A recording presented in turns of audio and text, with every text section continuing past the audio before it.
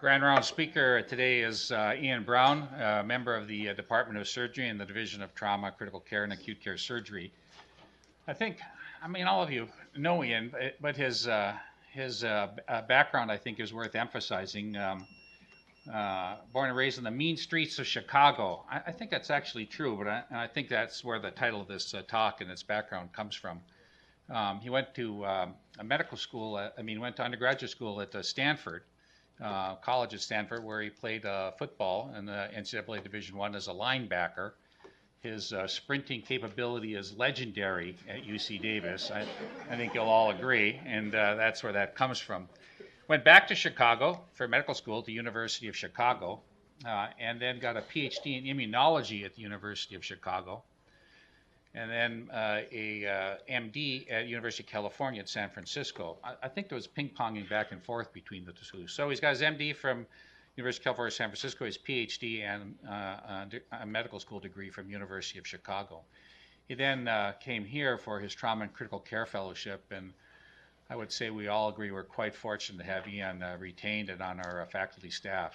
His title of his talk today is not about his immunology research background, which is doing quite well, but really about a much more socially conscious and relevant approach to violence in America. So, Ian, welcome.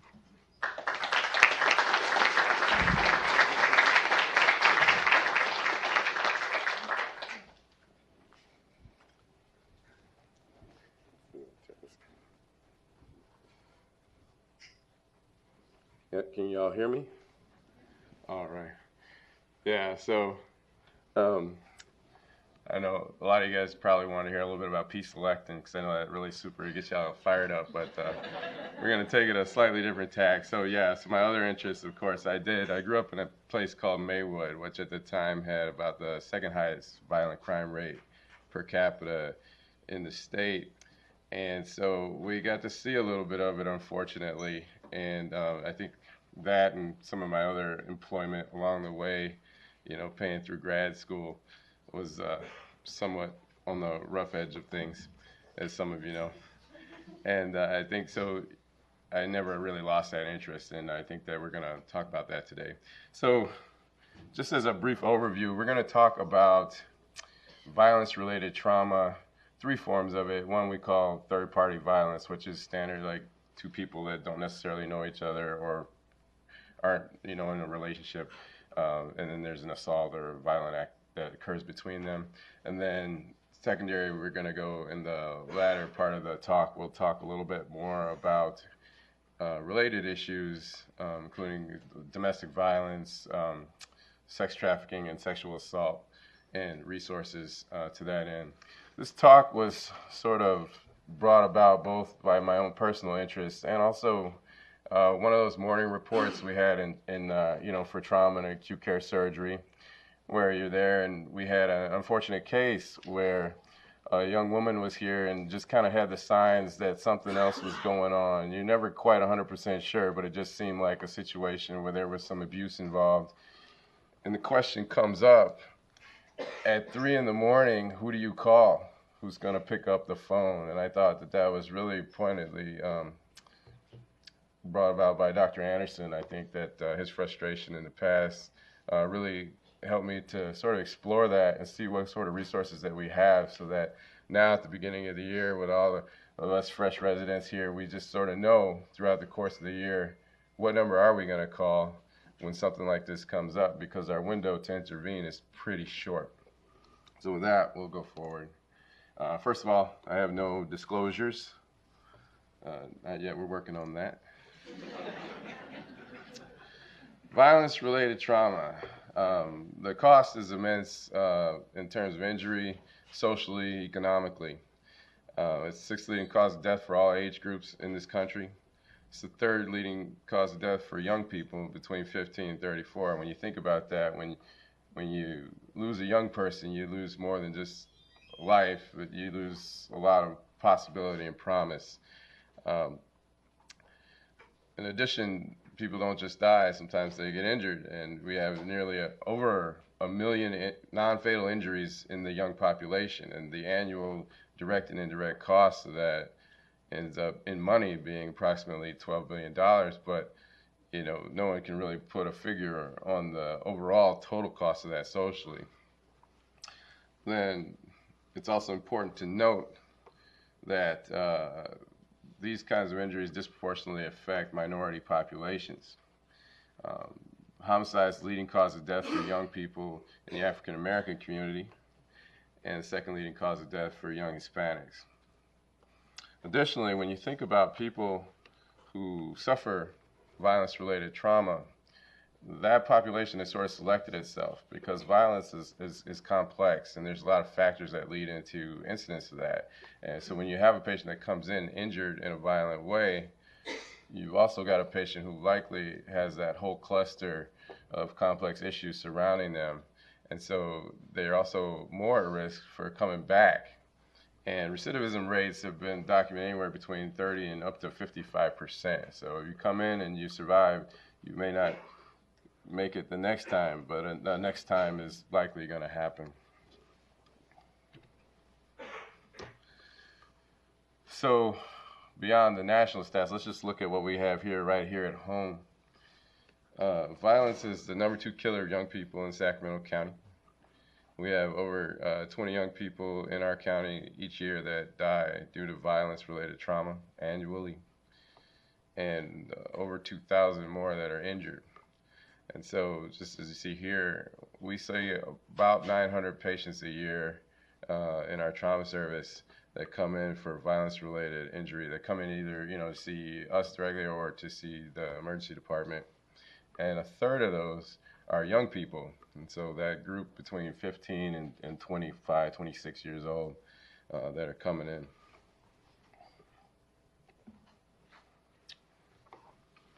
So how do we look at violence? I guess that's another thing, because we have to think about how we treat it.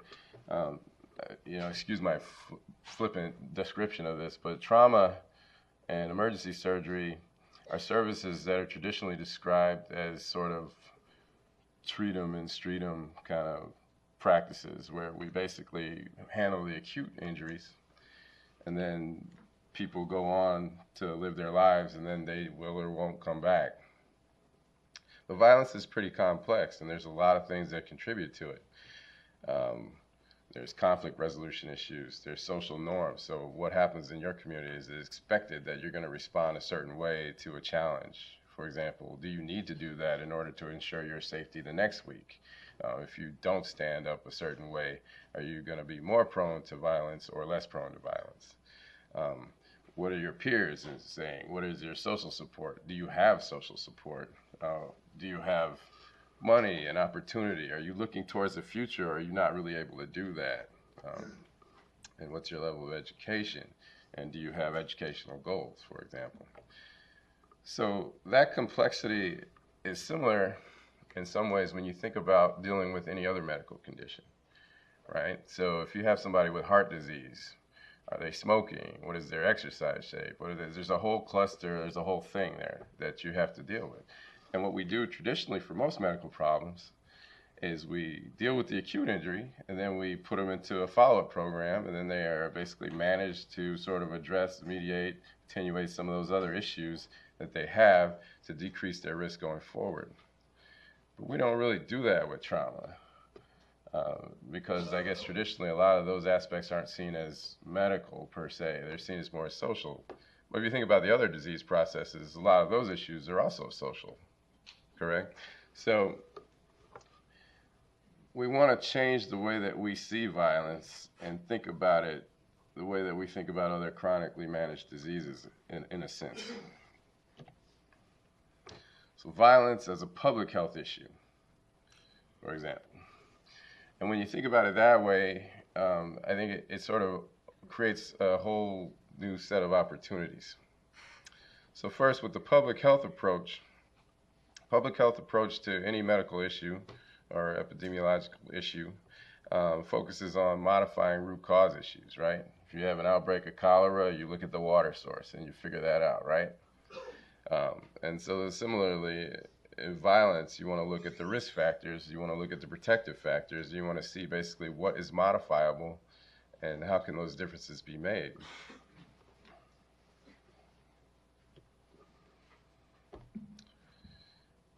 And here, this is just an illustration of many of the levels of different modifiable risk factors. Some of them are directly relevant to the individual. Some of them have to do with kind of the community as a whole or organizational issues. And some of them are more community. And then on the grander scale, you can think about policy. So individual things would be like, does a person have mental illness issues? Does a person have sort of a demographic issue? What's their socioeconomic status, employment? Are they gainfully employed? And how do they handle conflict? Do they have substance abuse issues? These are things that can be modified at that level. Then you start addressing the community. What are the established social norms in the community? What are people's attitudes towards violence? What are people's exposures towards violence, and how does that help them? And is there gang issues in that community? What's the poverty level in that issue, and are there jobs available? And then you want to talk about policy, and policy is a little bit beyond what we do, but that's another issue that you want to consider when you're looking globally at the whole public health approach. What are our laws about guns, for example? That's a whole other thing. What are your zoning laws? How is the neighborhood being developed? Things like that that are more at the governmental level, either locally, regionally, or nationally.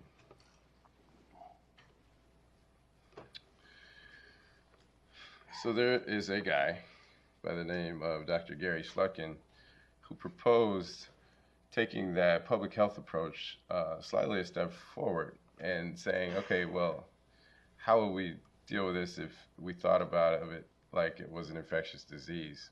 So Gary Slutkin actually, he has a lot of experience with that because he worked for the World Health Organization. So he was in charge of intervention development, and he's an epidemiologist. And so he took that approach and said, well, what if we thought about violence as an infectious disease? How would we deal with that? How would we deal with any virus? So when you're dealing with a virus, first thing you want to do, contain and interrupt the initial transmission of the virus. Then you want to reduce the risk factors that contribute to setting that virus to be ready to spread. And then you want to change behaviors that would have started contributing to that violence. For example, hand washing, for example, something like that, right? Just to put it in those terms. So he said, well, can we do that with gun violence? Can we actually immunize and protect? So how do we do that? Interrupting transmission. So what happens with violence? Violence begets more violence, obviously, right? Unless you stop it. And so preventing retaliation, going out into the community right at the moment of a violent event and talking to all the parties that are involved, kind of working it out and sort of defusing the initial situation, mediating the foreseen and anticipated conflicts. And then you take the next step, reducing the risk. So here you're starting to deal with some of the root cause issues, at least at the individual level, changing people's behaviors, how they respond to conflict, providing treatment, setting up education and employment opportunities, for example. And you start with the people at the highest risk, and then you work out, and then hopefully that will distribute out to the rest of the community as well. And then finally, the changing of the community norms, organizing the community, changing the attitudes towards violence all around, the pervasiveness of that. So we created this organization back in 2000 called Cure Violence, which aimed to do just that. They started out in Chicago in a neighborhood called West Garfield Park. Is anybody here familiar with West Garfield Park? Yeah? Two of y'all are. Let me tell you about West Garfield Park. I would walk in any neighborhood anywhere in the state of California and have. But I would not walk in that neighborhood in the daytime by myself almost. It's a very crazy place with a lot of violence, and you got to really have your head on a swivel over there. It's a really dangerous, high violent, high crime area. So we went right in there because that's where you want to start. You want to start right in the hot zone. Started this program that started just that way.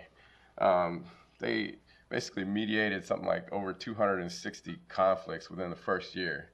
And they were able to reduce shootings by 67% in that neighborhood just within 1 year. And 67% is not like 3 shootings out of like, whatever, a couple over there. Like, it's that was actually a pretty high volume over there. So they had tremendous success, and they said, okay, well, can we generalize this approach, spread it out, and look at other similar cities?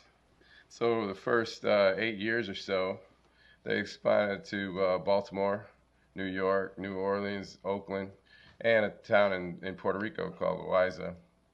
And they used this approach, also with tremendous success. And based on that success, they actually took it international. They went to Basra and Sadr City in Iraq. They went to Ciudad Juarez in Chihuahua City, basically in the middle of a lot of drug trafficking wars that were going over there. Went to various places in Africa, Canada, Honduras, El Salvador, many different areas that were hotspots, just to demonstrate, in fact, that on some level, violence is violence, human needs are human needs, and interactions are basically interrupting the transmission would be a successful way to work once you had a good, real understanding of what people needed in that specific location, and basically what the root cause issues were pertaining to the violence locally. Did it work?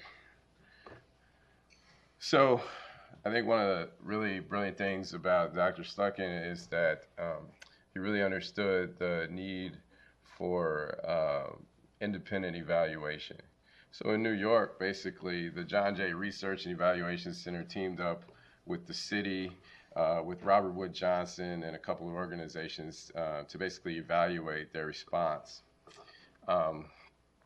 And their New York program basically had a significant reduction, 37 to 50% reduction in gun injuries in 2 of their communities, even a 63% reduction in another hotspot.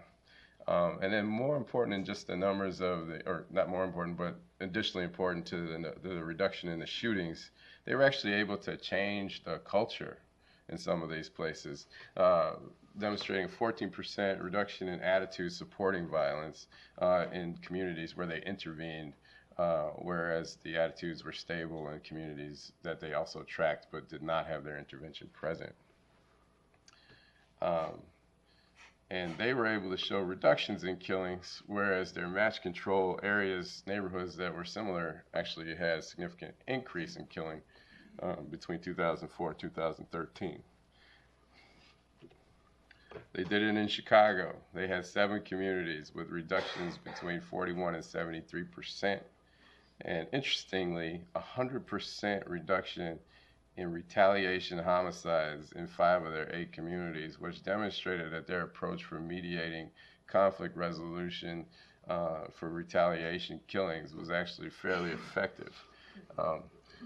You know, if you think about that, those are some very tense situations. People are pretty fired up. I mean, you've seen it here. If you've been on call in the middle of the night, 50 people show up for a homicide, and it gets pretty tense, and you got to basically kind of cool that down. In every area that they studied, they actually decreased the density of their shootings. They did it in Baltimore, which is a hot spot. You guys ever been to Baltimore? Being in Baltimore a few times, I've noticed that I can't go about 30 minutes without hearing an ambulance in that city, because there's a high density of violence in certain areas there. And so they had a real need there. And you understand over there too, just like in Chicago, there was not really a great relationship with the police department, and still there isn't necessarily a great relationship between the community and the police department in some of those areas. But this program had shown in Chicago and also in Baltimore that some of those attitudes improved a little bit. They had a 56% reduction in killings and 34% in shootings in one community. They had reductions across all of their studied 4 communities.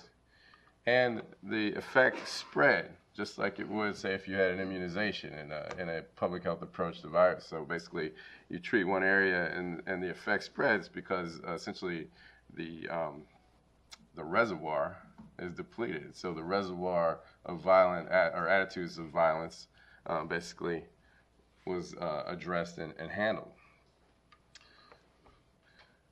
they were able to change norms. So changing basically society norms. So essentially they move beyond the individual conflicts and we're actually able to make real durable type community changes. Philadelphia, I won't belabor you with the numbers, but there's another one right there. So essentially he was able to demonstrate that his approach really worked, and so we're looking forward to seeing what they're able to do across the world.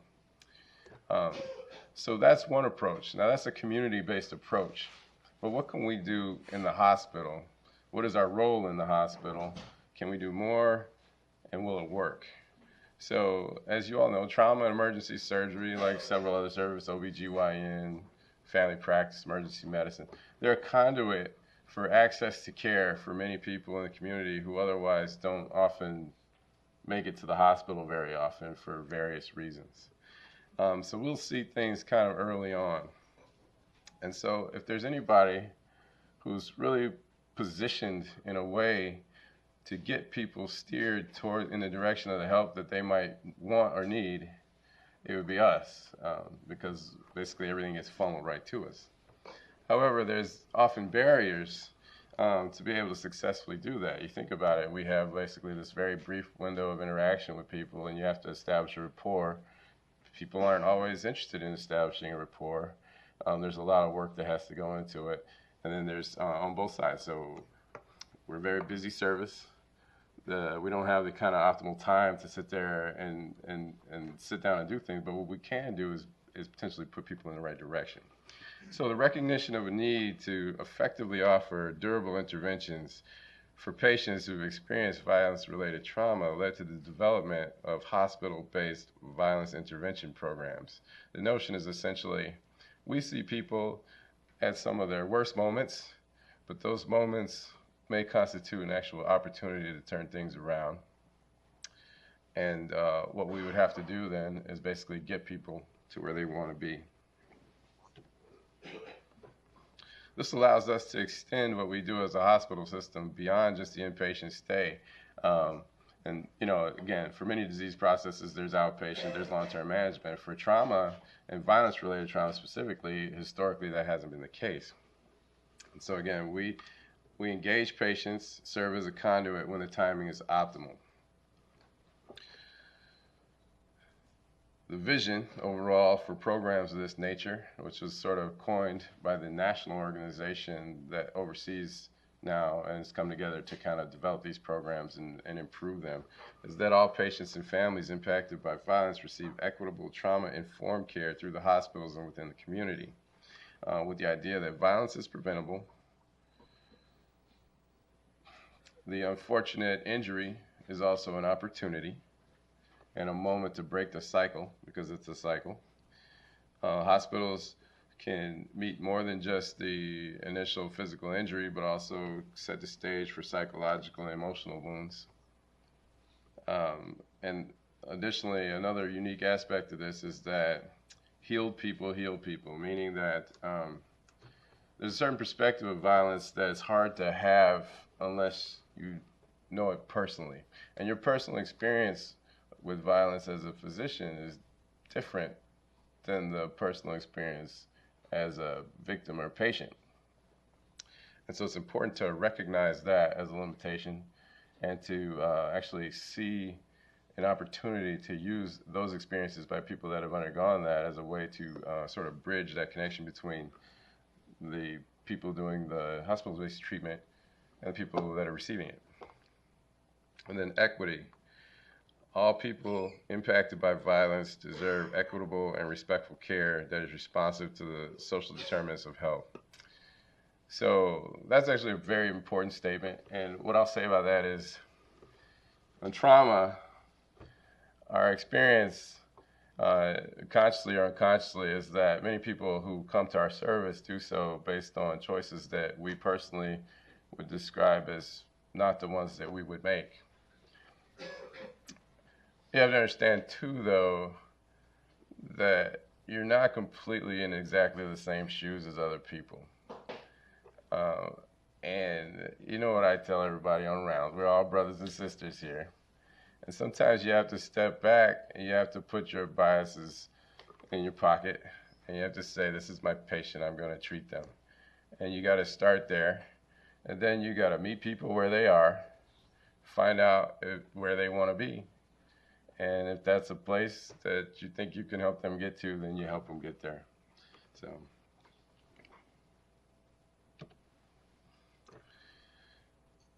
the idea seems like a good idea, but I think in order to make any good idea really work, you got to ask the hard questions.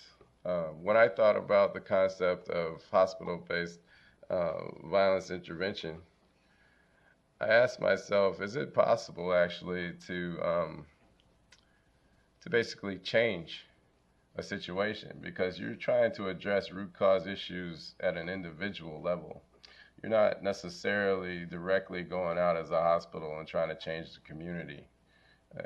If you are, you're doing it essentially one person at a time. And then the other thing is, you have a very short window to act.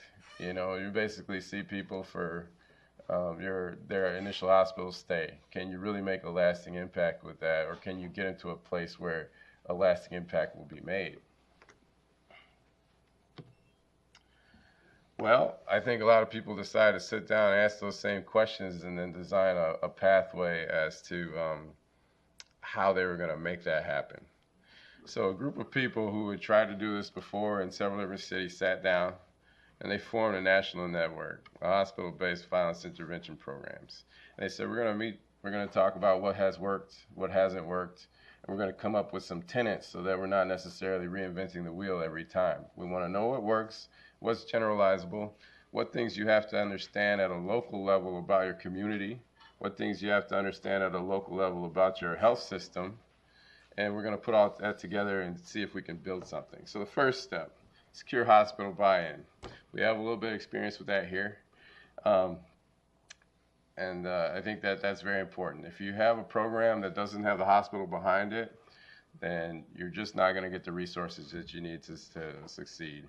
Well, the hospital has a vested interest in the community, and so you know, you just have to sit down, really push the issue, and get it going. Then you have to very carefully identify and very specifically identify your intervention population, establish your goals, figure out a way to get your interventions to the people that need them. So identify, recognize, and get there in a timely manner. You have to basically know how you're going to provide resources. The hospital can't give everybody employment. We depend on the community for that. So you have to know what the resources are that exist and how to get people there. Engage them. Then you got to pick the right people. People who are from the community, understand the community, understand the resources, and understand basically how to navigate the hospital system as well and have some experience with that. Not anybody can go out in a very inflamed situation and just go out and talk to people. People need to see somebody that they're going to be able to establish some rapport with very quickly, because it's very time sensitive. And so those hiring decisions are very critical. Next, you have to train your people. And then you have to basically evaluate, because programs like these need to evolve as the community evolves. Okay, you have to basically know that what you're doing is working so that you can be cost effective and overall effective. And so really substantial, good, effective evaluation is critical. And then finally, you got to pay for it all. So I'm going to talk about a few of those things. I think we'll skip most of that, but what I want to talk about here specifically with this slide is that basically nowadays the national organization will put out some information as to how to get started, and they have a lot of already established guidelines, and that'll help, and some advice on how to get funding, how to get hospital buy-in, and how to develop your community partnerships. The implementation is pretty important. So you want to basically get understandings with all of your resources that you're collaborating with. And it's important to have a hospital champion. I think, so when this endeavor was started for us, as I'll talk about in a moment, we tried it before. And I think that one of the lessons that we learned at that time was that you really need a champion. And so this time when we went about it, we continued also to have basically some trauma involvement, and so that's one of the reasons why I got invited to participate with this. But then also we've established even deeper roots with a lot of organizations as we think about things like crisis response and things like that. So we're talking with social works, psychiatry, all sorts of organizations. So how does it work? Basically, we utilize the teachable moment. So what is that? The teachable moment is the idea that kind of in the midst of, or just right after an initial trauma, your perspective changes a lot of times in life. Like you basically, it can be an eye-opener for many people. And that's a moment where many people are actually motivated to make changes that might be necessary. So that's what we do. But our approach is culturally competent. So you can't help people if you don't understand the situation. You have to know the community, you have to know the people in the community, and you have to know really what kind of interventions are going to work for the people and how to get them there. And then 3, we depend on community partnerships. This is our flow chart. Essentially, basically, after there's an injury, we decided we were going to have a couple people that will peruse the list and see who comes in from violence-related trauma that fits an age group. For us, it's young people, so 15 to 27. And we go talk to those people. So we hit our teachable moment. We go do an assessment. We talk to people. We figure out what kind of interest they have and what kind of needs they might have, and then we start working on the referral process. The next step, define the community. So we want to start right here, right locally, with a community called Oak Park. How many of y'all are familiar with Oak Park? All right, how many people live in Oak Park? Yes, all right, good. We got a couple hometown people here, so obviously you're invested. This is our community. These are our people. We take care of our people, right? So this is Oak Park. It's a vibrant place. It's got a lot of character. It's fun to be in, but it's also got a lot of issues as well. About 14,500 people there, 16% unemployment. There is some poverty, 23% of families, and most of the children, or not most of the children, but a significant chunk of the children in that community live within poverty in those 23% of families. More than half of the housing is rent, and so it's not owned, and that speaks to some of the socioeconomic status of the community. And then 50% of those renters pay more than 35% of their household income to pay their rent, which is very important. You can't build wealth if you're spending that much essentially on your rent. And so that also speaks to the socioeconomic situation. I think that the youth are a strong point. There's 4 high schools. They have, in some places, really decent graduation rates. In some places, they need a little bit of help. But I think all of this starts at that level, basically with the youth. And so that's when you start to identify some of the root cause issues, and that's where you have to start making some of the interventions. But Oak Park is full of a lot of people that care. So there's a tremendous, basically, this wealth of resources that are present there. So then the question becomes, well, how do you get the people to the resources? As you can see there, it takes up the page. Well space, various family resource centers, food banks, libraries, health centers. There's just basically this huge supply of people that are out there with a lot of heart. And that's what you build off of. You identify that heart and you harness it. So our Wraparound program was essentially dreamed up and established and rolling finally earlier this year. Christy Adams is sitting right here in front, and she basically bulldogged that thing into existence. She is relentless and unstoppable force and basically made it all happen. And what we did was, one, we started by figuring out what resources we could develop relationships with, and there are plenty. Our little ring of resources continues to get bigger. We have the Black Child Legacy Campaign, which historically has been a real power in Sacramento, identifying and intervening for 7 communities that have been previously identified with a high risk of death and injury for young African Americans, which also basically tells you that, those communities are basically highly at risk. And then within that, for our Oak Park region, each of those regions is basically managed by a specific organization under the umbrella of the Black Child Legacy Campaign. In this case, it's the Greater Sacramento Urban League, who facilitates a lot of the interventions and provides a lot of the resources there. We have the Victims of Crime Resource Center. So interestingly, one time I was walking out of Grand Rounds, and I was walking to the car, and Muhammad Ali was walking next to me, and he's like, "Whoa."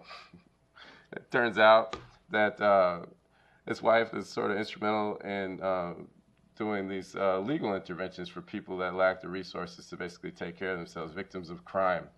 And so that facilitated a series of emails and phone calls, and then we finally went over and met them and put that all together, and we are establishing a relationship with them because legal resources are something that is definitely a need for people that are victims of violence.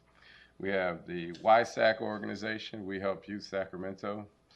We've established relationships with the Unified School District and go out to the high schools and talk about violence and talk about wearing seatbelts and using car seats, things of that nature. We have a very good relationship with the Sacramento Police Department. They give us a lot of information, data about the communities that we're trying to help so that we can really understand what the nature of the problems are. And then we hooked up with 2 different organizations who are helping us do a lot of our evaluative work. The Violence Prevention Research Program, basically we have sort of snared one of their workers, Nicole Kravitz, sorry, I was slip on the Kravitz. And she's a researcher who's very interested. That organization basically does a lot of gun violence policy. That's Garrett Wintemute's organization. Some of y'all will remember he was here a few grand rounds ago when Jim presented. And then we have the Transformative Justice and Education Center. One of the things that they specialize in is sometimes when you're dealing with this kind of work, the stats are important, but the stories are what basically capture people's hearts, and they basically specialize a lot in taking some of those stories, boiling down the salient points and telling them in a way that allows people to relate and get a glimpse into life that's a little bit different than what they're experiencing. So we have those resources, but the heart and soul that you have to build it around are the intervention specialists. You need people who are really capable of going out there, that understand the community needs, and that can walk in other people's shoes because they have walked in those shoes before. We have Chevis Johnson, who's in the back there, making sure nobody leaves early. He's just holding that door. He's watching y'all. And then we got Esmeralda Huerta here. And they both come from a background that basically gives them a unique set of eyes to look into people's lives and make real contributions that get people going in the right direction. They're credible messengers. They understand the community. They understand the issues in the community. And they also know violence firsthand, what it does to people, and what it feels like. And they're able to understand the community perspective. And then additionally on that, they basically are extremely well connected with all those hearts and souls in the community that are trying to help. And so they know everybody, and they basically put people right in the right direction. And they learn EMR, so they're learning how to navigate the healthcare system. So I'm just going to quote Chevis and say, "We counsel patients to avoid drug and alcohol abuse, to disengage from conflict instead of escalating violence. We perform a year of case management for each person by wrapping in multiple community agency partnerships that offer mentoring, employment services, mental health counseling, alcohol, drug treatment services, and even housing referrals if needed." That's why Wraparound is the name of our program. And I think that speaks and describes the nature of the program a little bit more eloquently than I can, because I tend to be a little bit tangential. And so that's where we are. This is based or modeled after several other successful programs. So you may ask the question, well, okay, this is all nice, but does it actually work? Our program is still nascent, and so we're still in the early process of collecting data, but we're following in the footsteps of some real pioneers. There's a Wraparound project over at San Francisco General Hospital that was really started by Rochelle Dicker, who was one of the reasons that I actually went into trauma. I would say she is the reason that I went into trauma. And then Katrine Juilliard has taken over now as she's gone on to other places and spread the project down to Los Angeles. They did an analysis of their program and were able to show, versus historical controls, a significant reduction in recidivism from 16 to 4.5%. Those analyses are kind of hard to do. You have to look at basically, historical controls aren't great because the neighborhood can change, for example, right? So you have to basically understand, has there been any gentrification there? Is the socioeconomic stuff the same? But when you're first starting, you need some place to start. And so I think that those kind of studies that they've been doing there show promise and open the door to even more rigorous investigation. I think then the next thing you have to do is, well, what works? And so they looked over there for them, what kind of needs were the ones that were most associated with success. And I think that's something that you kind of want to do regionally in each new place. But what they found was that if you give people a job and you help them out with any mental health issues, then they're much less likely to end up coming back to you as a patient, which makes sense,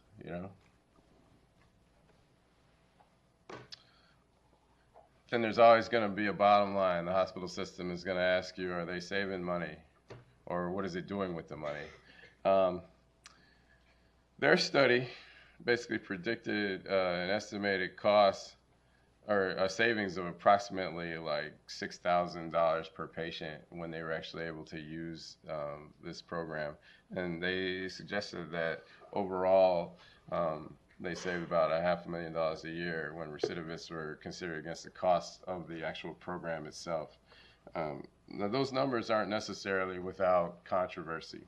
So there's a lot of people that have a lot of questions still, and they want to ask the hard questions, and I think that that's really great. So the Eastern Association for Surgery of Trauma wanted to set out and look at basically every study they could find about the cost effectiveness of the hospital-based violence intervention programs, and see basically what, did they work. They came out with no recommendation one way or the other because they felt that a lot of the data had the potential for bias one way or another. But I think that basically underscores the need for really effective evaluation when you're building a program like this. When you build a program like this, you want to build it where you're already asking the questions, are we doing it right? Can we do it better? If we make the change, will it actually show up better? So you want to basically have it continually evolving to be better, more cost effective, and more basically relevant for your community. And then finally, I talked about you have to pay the bills. So this is how we pay the bills. So Kohl's, are you guys familiar with Kohl's? Anybody know Kohl's? They sell toys and stuffed plush animals and things like that, and basically they use all this money to give back to the community. That's sort of their giving thing. And so then they have established several grants that they use to go out and fund programs that help specifically in a lot of ways for young people. And so we were the fortunate recipients of such a grant, thanks to, again, the bulldog tenacity of Christy Adams, who's been able to do that. And then we're continuing to work on additional funding streams as well. So I'll talk a little bit about program evaluation. It's critical for evolution and effectiveness. It's critical for understanding basically how the hospital system can most effectively impact the community and basically buy the most for their dollar. And it contributes to the body of knowledge. You have to understand too, as an observer, what we want to see is what the impact is not only on the individual, but then does it actually have an effect on the community? Which is an interesting question. Can you change the community by working on some of the members that are most at risk for violence within that community? Will that spread? And so that's one of the questions that we're asking. One of the questions that we also want to ask, though, is this. We as healthcare providers come into this whole thing with our own biases and our own ideas, whether we're aware of that or not. As you develop something like this, of this nature, does that actually change the way that we provide care? Does this make us aware of what we're bringing to the table, our own biases, our own countertransference, things of that nature as well? And does that actually, impact our outcomes? And so I think that's another area that we're looking to develop in terms of our research. And I think that as a group, we're pretty excited about it. So we have proposed to the CDC and Robert Wood Johnson, I think, is one of our next steps, a set of experiments, or basically evaluations, that we want to do to look at how our program is working. And I'll talk a little bit about that so that you guys can kind of see how we think, and some of you might even be interested in how we think. So what we're doing is, again, the Black Child Legacy Campaign identified 7 different neighborhoods within Sacramento that are at high risk. And what we want to do is we want to look at those communities for a period of 5 years previous to now, or sorry, 5 years, previous, where we're going to basically look and see what the rates were of violence-related injuries and homicide and reported shootings, for example. And then we want to basically see how that changes once, so there's a period probably 7 years ago before the BCLC started doing their own interventions in those communities. So we want to look at that period first. Then we want to understand what the impact of the initial interventions by the BCLC were on all of those communities, so that we have a really good baseline, so that we understand basically how those communities have progressed forward. Once you do that and you combine sort of those analyses, you're able to look at synergies between various different interventions. So a couple different organizations also came in since that time. One is called Advanced Peace. What they are is a very controversial, some of you guys may remember this in the news. There was an organization that came out of Richmond, California, that sort of focuses on the most sort of violent offenders within a community. It starts with those individuals and sort of points them in a new direction by giving them incentives to not be shooters. I think the description is that in Sacramento, basically all the crime stems back to like 50 people or so is what the city will tell you, that's the bulk majority of the people that are doing the most of the violent crime. So if you start with those 50 people and you target them and you get them moving in a different direction, can you make a change? So that started about 2 years, or that's basically rolling now. And so we want to look basically and see communities that have that, has there been a change versus other communities that don't have that intervention? And then in the Oak Park community specifically, we have the Wraparound intervention. And by basically doing the analysis in all of the 7 communities with each of the different interventions, we can hopefully sort of tease out the impact of our intervention on that community, as well as the potential synergy between our intervention and other interventions for that community. So it's pretty interesting.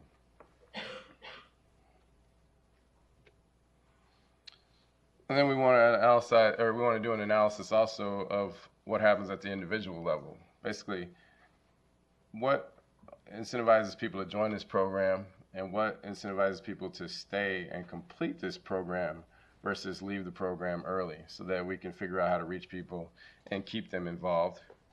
We want to look at a couple different factors: social support and perceived social support by the subjects, their attitudes towards guns and violence, PTSD, and depression, and basically see how each of those factors sort of contributes to their willingness to enroll, their willingness to be retained in the program, and overall hospital recidivism as well. And so that's basically the Wraparound program.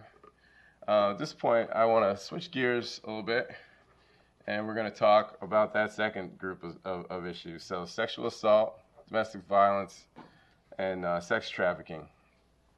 So this was the conversation that we talked about earlier. It was a morning report. We wished that we could have helped somebody, but then I think Dr. Anderson asked a critical question.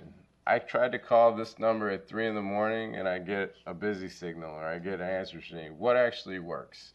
Do these hotlines that you see, do they work? Who can you call? So we did a little bit of research. Again, these are issues where you have a very small window of opportunity to intervene, where you have to establish rapport very quickly, and where basically the subject seeking help is not without risk, and it can actually be dangerous for them to try to do help.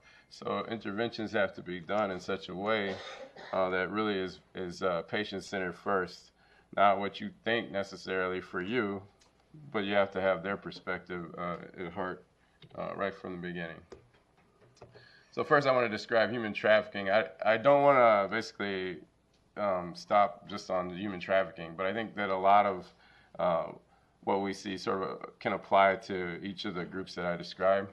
And I also want to talk about human trafficking just because this is a place where you can see some of it sometimes, and you just have to be aware of what you're looking at. So the United Nations basically has a definition: recruitment, transportation, transfer, harboring, or receipt of persons by means of threat or use of force or other forms of coercion, abduction, fraud, deception, abuse of power or position of vulnerability, of the giving or receiving of payments or benefits to achieve the consent of a person having control of another person for the purpose of exploitation. Exploitation shall include a minimum prostitution, other forms of sexual exploitation, forced labor or services, slavery or practices similar to slavery, servitude or removal of organs. They divide it into two categories: sex trafficking and labor trafficking. Sex trafficking is one of the fastest growing criminal enterprises in the world and is a huge source of income for many. And California was top on the list as far as states in the United States that have that as an issue to deal with. Now this, I have signs of human trafficking, but I just want to say that a lot of the signs that you'll see also will pertain to situations of abuse or domestic violence. And it's just something that you kind of have to have in the corner of your mind when you see patients where something just doesn't seem quite right. The fearfulness, anxiety, depression, submissiveness, tense, nervous, not really answering all the full questions, avoiding eye contact, refusal to cooperate with a physical exam. You'll see a lot of times desire to essentially leave the hospital very quickly with not all the treatment that we would recommend. Health, malnourishment. Now we'll see a lot of these in much of our patient population, but I think you have to kind of put the constellation together and have the suspicion. Signs of physical torture, and then you'll see oftentimes a third party in the exam with you that is pretty insistent on being present. That'll be one of the things, and that'll limit your opportunity as well, because there'll always be the other person in the room. Inability to clarify or address where they're staying, inconsistencies in the story is one of those things as well. So your opportunity is brief. So you have to have an index of suspicion that's relevant. You got to basically be looking out for certain things so that you can make the most of that opportunity. You have to see it as this is an opportunity for empowerment, and you have to make the most of that. And you have to develop rapport very quickly. And what that relies on is you have to know basically, one, a resource that you can basically try to connect people with that's going to work, and two, you have to work together with the patient to have a safe way of implementing that resource that works for them. I'm going to go through some of these very quickly because I think that we have a speaker from one such resource here today who's been gracious enough to come and talk to us. Those in the back. So, and I think that she'll be much more eloquent in talking about it than I will, but I just want to say, with regards to barriers, there are many. Oftentimes language is one. The threat of harm is a really important one. The misunderstanding that what is actually happening is dangerous, criminal, and wrong. Shame is an issue. Every situation is unique, use a victim-centered response. Again, it's hard to walk in those shoes or understand what they've been through, and so you basically want to leave judgment at home, and you have to think about responses and that work for the patient, and not necessarily just what you think is going to work, because it might not work for that situation. You want to speak very plainly, use easy communication, understand the CPS. I think we do a really good job. Our social workers do a pretty good job of utilizing CPS or adult protective services in many of the situations where that's called for. Another thing too is that if you think that there's a life-threatening situation, in as much as possible, you want to talk with your patient about any next steps that come. But there's also policies that we have to be familiar with, and so you don't want to put yourself necessarily in danger, but you want to figure out a way to do it safely. Use your interpreters so you can get a better story. I know that it can be tedious and cumbersome, but you got to understand people are coming to the hospital. It's some of the scary days of their lives, and it's worth it for them. And if you were in their shoes, I think you'd understand that. And document. When you document, basically, you want to be as accurate and consistent as possible, but understand that if you sort of write something down or put something in, that can actually be used both for and against the case that's being built against the abuser or trafficker or whoever it is. So you want to be extremely accurate and stick to the facts. You want to use patient quotes if possible. And you also want to get permission and consent from the patient before you do anything, so that they feel like they're a partner in all of this, because we're talking about empowerment, not paternalism. So you're basically giving them choices and allowing them to have things that they otherwise might not have in their situation. And just so you know, I think that we've been forward-thinking enough that people understand that this is an issue that we need to track and we need to understand, and then patients can come in and and when we look through their records previously, we know that there was an issue before that we could kind of follow up and see if some of that stuff is still relevant. So there's going to be addenda to the ICD-10 in 2019 that actually directly address issues of abuse and of trafficking and things like that hadn't been there before. So that's actually going to be an interesting change and reflects a really good mindset, I think, going forward from our community.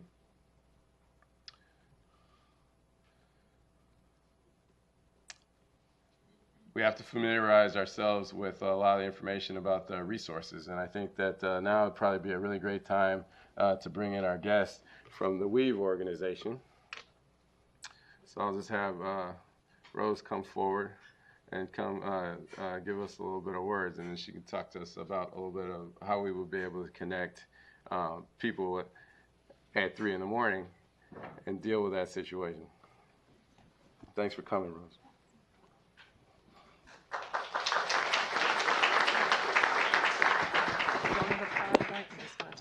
Oh, yeah.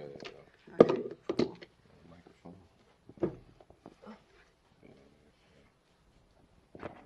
All right, go here. Okay, cool. Can you guys hear me? Pretty good? Okay, cool. So my name is, I feel like I can't hear myself. Is that better? Great. So my name is Rose. I am the Violence Prevention Navigator with WEAVE here in Sacramento. Have anybody heard of WEAVE before? Yeah, most of you guys, great. So again, I'm a Violence Prevention Navigator, so my role within WEAVE, I am a liaison between healthcare providers, so primarily my role is I am dispatched out to hospitals, Kaiser, Dignity Health, Sutter, places like that, and I provide intervention services. The way that I am dispatched is there is a direct line for healthcare providers. I can pass it around if you guys need. So there's a direct line for. We'll put it up in our Perfect. I can give you the number 916-993-1169. So that is a number for healthcare providers to call if they are presented with a patient who have disclosed or show signs of domestic violence, sexual assault, trafficking, and they are requesting services from Weave.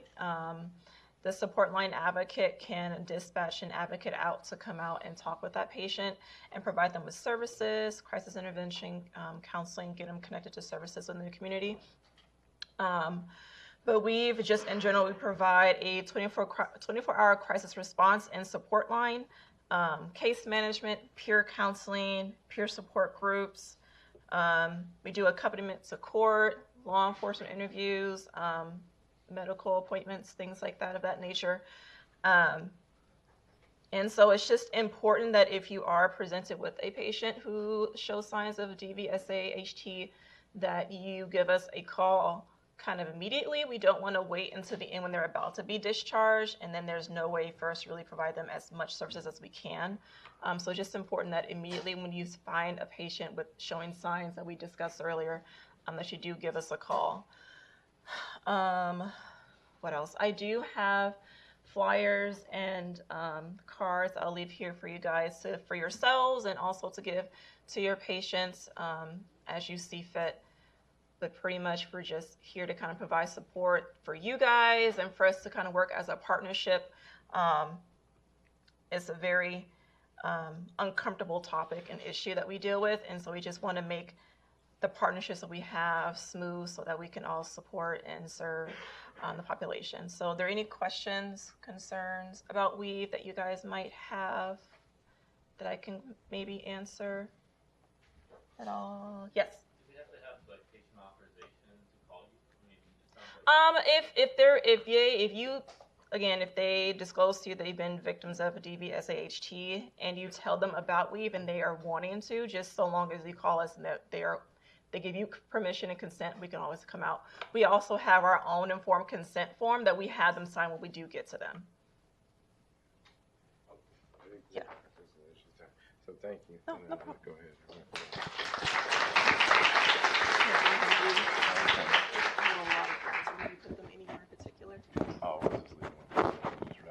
Okay, so thanks first of all for all of you guys' attention with this, and I hope that we can go out forward and help a lot of people that need a lot of help looking forward. So keep these issues in mind. Check out the websites. The Weave website is very interesting. It has an escape button so you can browse it, and then if you need to like not let anybody know that you're looking at it, you press the escape button, it disappears and goes to like 3 other sites. Usually goes to Target. Yeah, Target. Exactly. And check out the Facebook page for the Wraparound program, and thank you very much. Any questions?